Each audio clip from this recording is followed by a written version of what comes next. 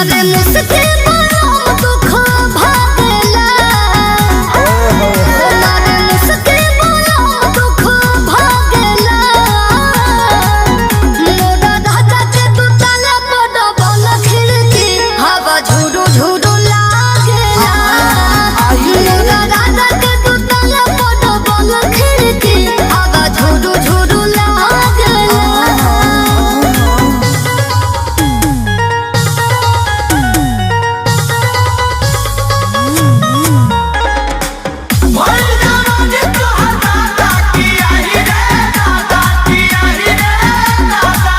लक्ष्मीनिया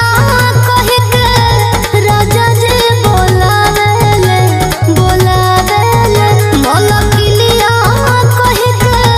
हमके बोलावेले रहे भतार जी के भात के सवाद कोई संग चिखले बालू तब से बदलन में जा रे ऐसा सुनो उनका